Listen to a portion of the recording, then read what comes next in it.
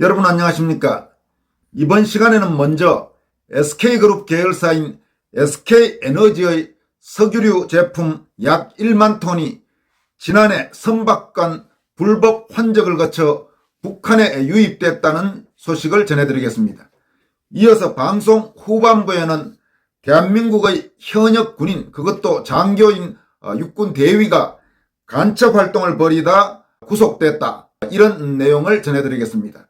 현역 군인이 간첩 활동 벌이다가 체포된 것은 대한민국 역사상 처음입니다. 문재인 정권의 안보 상황을 상징적으로 보여주는 그런 느낌도 듭니다.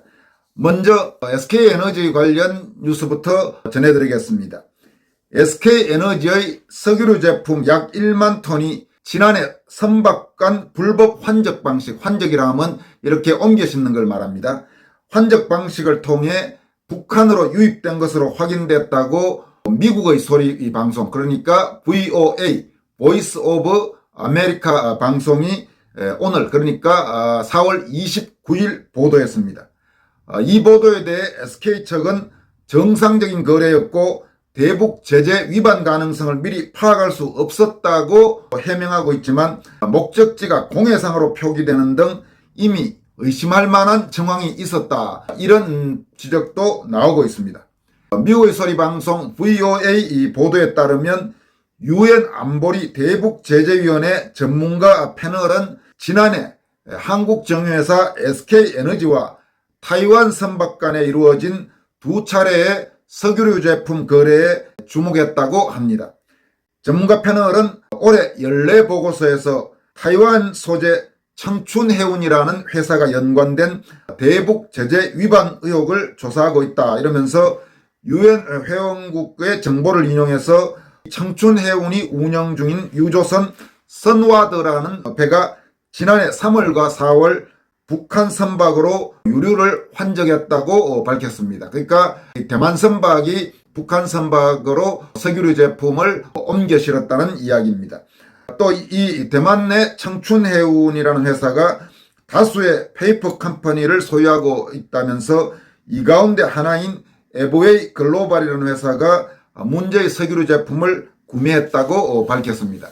이 과정에서 SK에너지는 왜 등장하게 됐는가? 이러면 이번에 이 UN 전문가 패널이 별도로 공개한 두 건의 선화증권, 그러니까 빌 오브 랜딩이라는 선화증권을 통해서 해당 석유류 제품을 판매한 회사가 한국의 SK에너지라는 사실이 확인됐다고 VOA는 보도했습니다. 실제로 이들 선화증권 두 건은 화주, 즉 화물을 판매하고 이를 선박까지 송부하는 역할을 맡은 주체를 SK에너지로 표기하고 있습니다. 또 화물을 전달받는 주체, 즉 수하인은 타이완의 에버웨이 글로벌로 명시했습니다.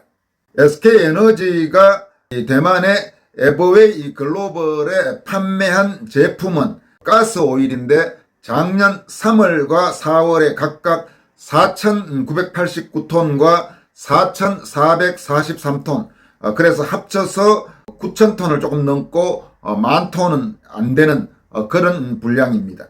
그리고 운송은 대만의 선와드호가 타이완의 타이중 항구에서부터 맡는다, 이렇게 명시되어 있다고 합니다. 또 해당 화물, 그러니까 석유류 제품의 목적지 항구는 두 곳의 선화증권 모두 공해상으로 적혀 있었다고 합니다. 그러니까 영어로 하이시죠, 공해상으로. 그러니까 이 선화증권의 내용을 보면 SK에너지가 작년에 두 차례에 걸쳐서 석유류 제품 약 9,542톤을 타이완 회사에 판매했고, 이 석유류 제품은 타이완 회사가 운영하는 유조선 선와드호에 실려서 공해상으로 향한다는 것입니다. 이와 관련해서 이 UN 전문가 패널은 선와드호에 실린 해당 석유류 제품 1차분 4,989톤이 작년 3월 30일과 31일 사이에 공해상에서 선박간 불법 환적 방식을 통해서 북한 깃발을 단 신평 2호로 옮겨졌고, 다음 날인 3월 31일과 4월 2일에 또 다른 북한 유조선 안산 1호로 환적됐다고 밝혔습니다. 그러니까 대만배에서 북한배로 한번 환적된 다음에 거기서 또다시 북한의 유조선으로 2차례에 걸쳐서 환적됐다는 것입니다.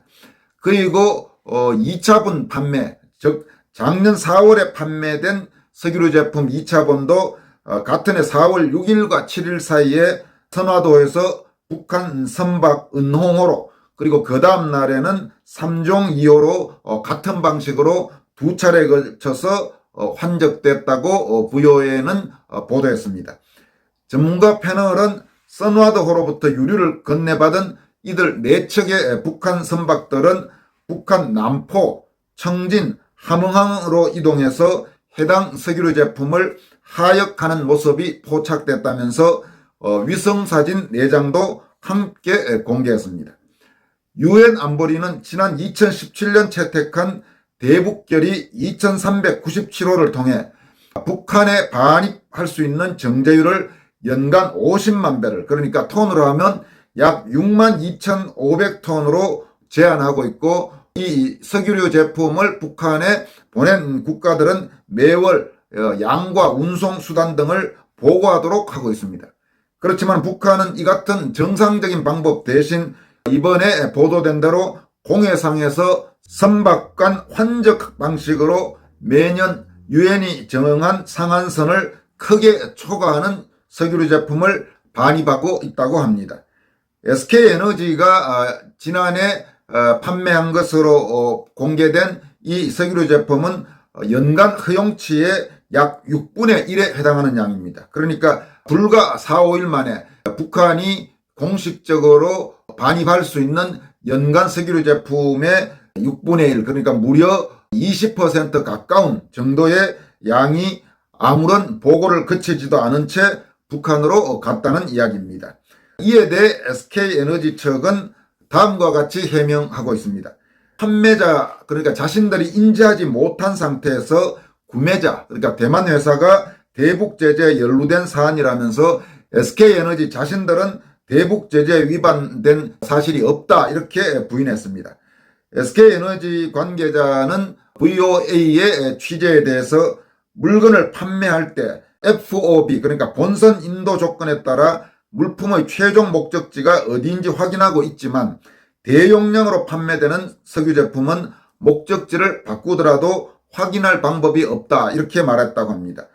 또 이번 사안과 관련해서 유엔 전문가 패널 측의 조사에 협조하고 자료도 제출했다면서 최종적으로 이 타이완 내 그 해당 업체, SK에너지가 거래한 타이완 업체가 제재를 위반한 것으로 드러나면 더 이상의 거래는 불가능하다, 이렇게 말했습니다.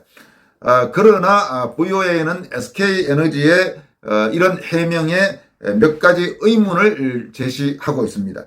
먼저 처음에 석유류 제품이 거래될 당시 구매자 측이, 그러니까 대만 업체가 목적지로 공해상을 지적한 사실을 주목하면서 SK에너지가 석유류 제품을 판매할 때 좀 더 신중하게 관련 내용을 살폈어야 했다는 것이 VOA의 보도입니다. 또 VOA는 해운업계 전문가의 말을 빌어서 SK에너지 측이 판매한 유류가 실제 인근해역의 선박들에 주유한 것과 같은 종류의 연료인지도 더 살펴볼 필요가 있다, 이렇게 밝혔습니다. 만약 선박에 주유할 수 없는 유류 제품을 처음 판매한 것이라면 공해상이라는 목적지에 문제가 있기 때문에 더 조심하고 의구심을 가져야 한다는 이야기입니다.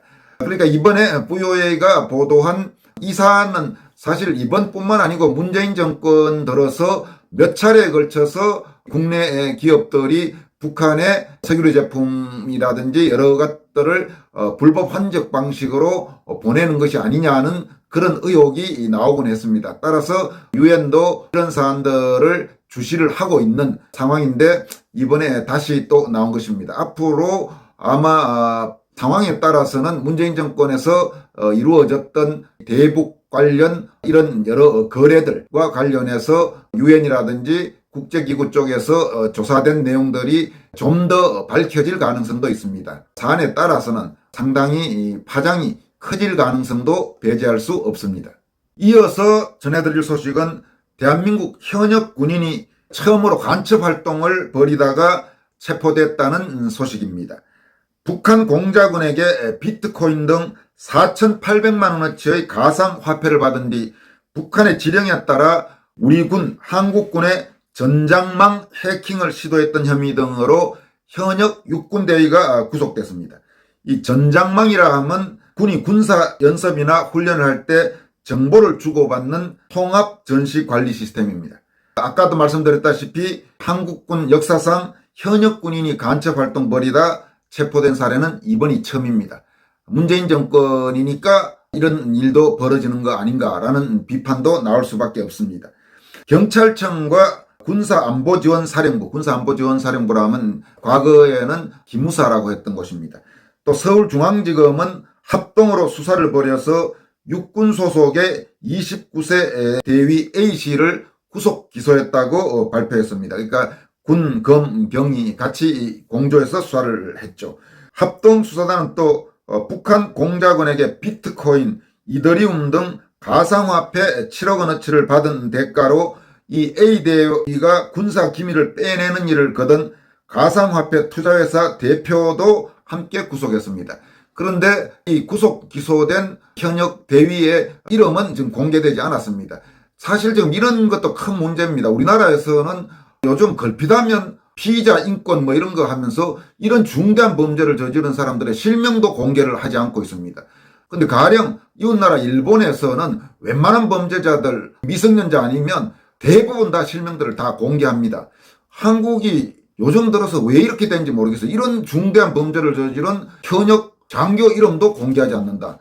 참으로 이해하기 힘든 일입니다. 수사당국의 수사 결과에 따르면 북한 공작원은 해외에 거주하는 해커로 알려지고 있습니다. 이 북한 공작원은 문제의 A대위와 또 다른 이 민간업자를 포섭해서 우리나라 전장망인 한국군 합동지휘통제체제 KJCCS를 해킹하려고 한 것으로 밝혀졌습니다.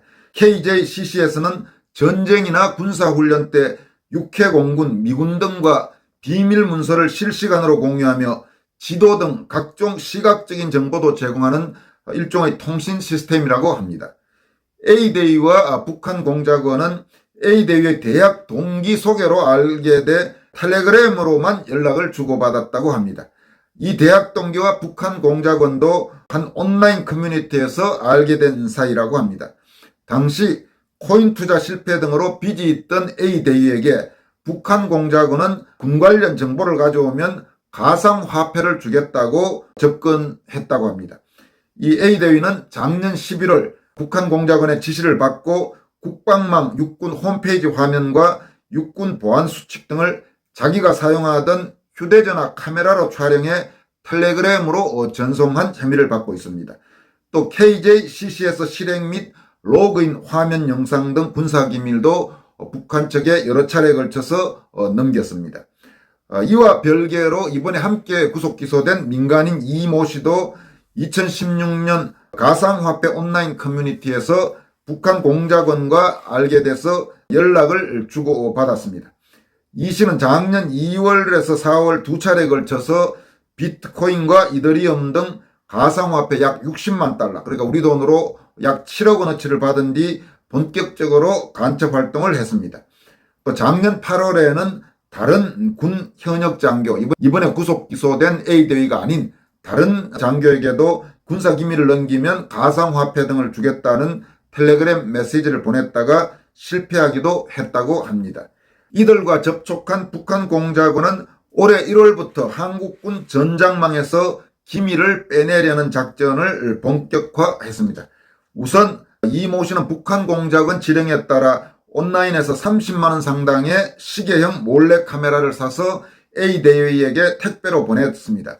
A대위는 시계를 군부대 안으로 가져가 각종 기밀 문서를 촬영하려고 했지만 막상 화질이 나빠 사용하지는 못하고 대신 자신이 갖고 있던 소위 대포폰, 차명 휴대전화 카메라로 로그인 화면 자료 등을 촬영해 넘겼다고 합니다.